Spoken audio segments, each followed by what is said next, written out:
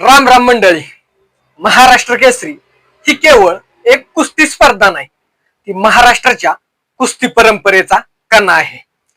पिढ्यानपिढ्या पैलवानांनी या आखाड्यात घाम गाळला, नाव कमावलं आणि महाराष्ट्राच्या मातीला गौरव मिळवून दिला. मात्र आज महाराष्ट्र केसरी बाबतचा संघर्ष फक्त मातीच्या आखाड्यात मर्यादित राहिलेला नाही, तो व्यवस्थात्मक आणि प्रशासकीय पातळीवर पोहोचलेला आहे. आज महाराष्ट्रात दोन वेगवेगळ्या संघटनांकडून महाराष्ट्र केसरी स्पर्धा घेतली जाते. एकीकडे दीर्घकाळ चालत आलेली परंपरा, तर दुसरीकडे सध्याची अधिकृत मान्यता आणि नियमबद्ध चौकट. या दोन टोकांमध्ये महाराष्ट्राचा प्रेक्षक आणि पैलवान अडकलेला आहे.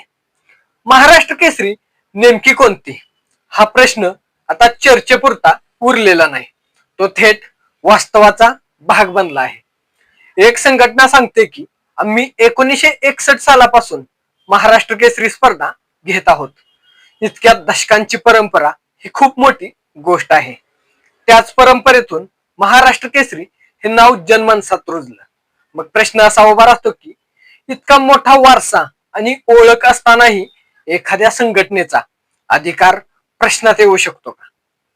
इतिहास आणि परंपरा इतक्या सहज बाजूला सारता येतात का? पण दुसरीकडे आजचा खेळ केवळ परंपरेवर चालत नाही, तो नियम, मान्यता आणि अधिकृत प्रक्रियांवर उभा असतो.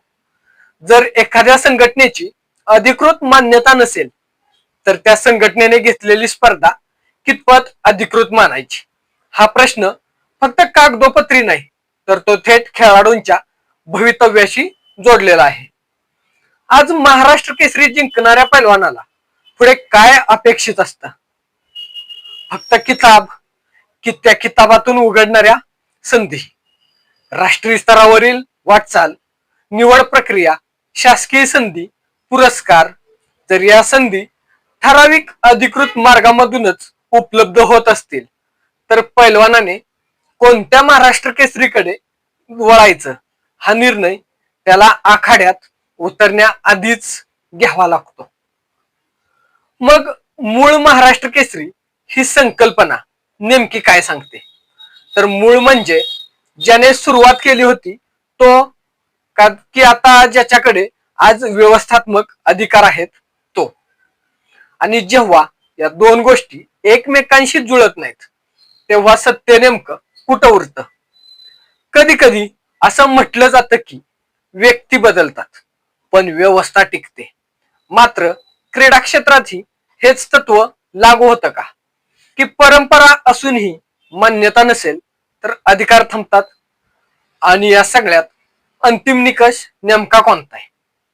सर्वात चिंतेची बाब म्हणजे या सगळ्या गोंधळाचा थेट परिणाम पैलवानांवर होत आहे. दोन महाराष्ट्र केसरी, दोन दावे, दोन वेगळ्या कथा. यामध्ये खरा संभ्रम कुणाचा होतो, प्रेक्षकांचा की खेळाडूंचा? आणि या सगळ्यात महाराष्ट्राच्या कुस्ती परंपरेचं नुकसान तर होत नाही ना?